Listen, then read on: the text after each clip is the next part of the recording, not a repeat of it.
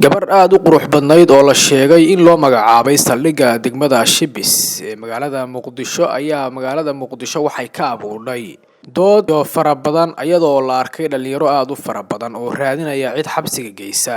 Habeenkii xalay ahaa magaalada Muqdisho waxay u ahayd habeen weyn oo aysan dhalinyaradu seexan, waxaana wadooyinka waaweyn ee magaalada Muqdisho lagu arkay dhalinyaro fara badan oo ka yimi xaafado kala duwan oo ka tirsan magaalada Muqdisho, kuwaasi oo u sii lugeynaya degmada Shibis ayaga oo ku dhawaaqaya in la xiro. dhalinyaradan oo aad ay u soo jiidatay quruxda gabadha saldhiggaas loo magacaabay ayaa waxay hadda ku doodayaan inay dambiilayaal yihiin ayna codsanayaan in xabsiga la geeyo. dhacdadan oo ah mid uug ah oo aan caalamka weligeed ka dhicin qof bilowaadan oo raadinaya cid xidha ayaa waxay abuurday dood fara badan. gabadhan loo magacaabay saldhigga degmada Shibis oo lagu magacaabo Samiro jidhana da'da 23 sano sida ay sheegtay waa tan muuqaalkeedu. waa Samiro Nuuddin Nazaar 23 jir ahay waxaan ka imaaday dalka Norway soo barbaaray haddana waxaa ka tirsanaa ciidanka booliiska Soomaaliyeed. sidoo kale gabadhan oo ah qurbajo ka timaaday dalka Norway dhawaana dalka ku soo laabatay ayaa waxay hadalhayntan badan oo ay abuurtay in loo magacaabo saldhigga degmadaasi. waxay abuurtay arrimo kala duwan, waxaana jira dadyow kala duwan oo siyaabo kala duwan u dhigaya.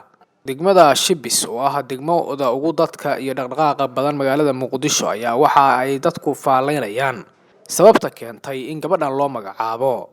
gabadhan oo ah qurbajoog aan amniga horay uga soo shaqayn khibrad ciidan aan lagu tuhmayn, laakiinse dad kale ayaa qaba in gabdhuhu xilliyada adag ay keeni karaan xogo adag ayaga oo kaashanaya cadowga laftigiisa. waxaana laga yaabaa ayay dadku leeyihiin in quruxda gabadhaani ay soo jiidato rag badan oo ku haminayay inay degmadaasi khalkhal amni ka geystaan, taasina waa mid ay ku tilmaamayaan inay gabadhan caawin doonto.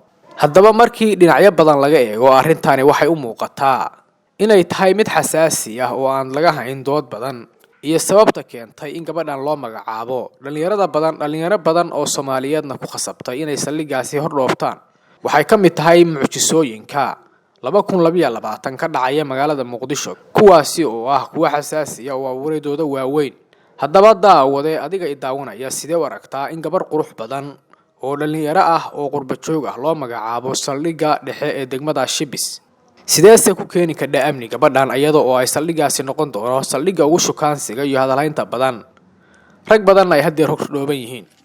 waa Samiro Nuuddin Nazaar 23 jir ahay waxaan ka imaaday dalka Norway soo barbaaray haddana waxaa ka tirsanaa ciidanka booliiska Soomaaliyeed. weliga waa jeclaan ciidanka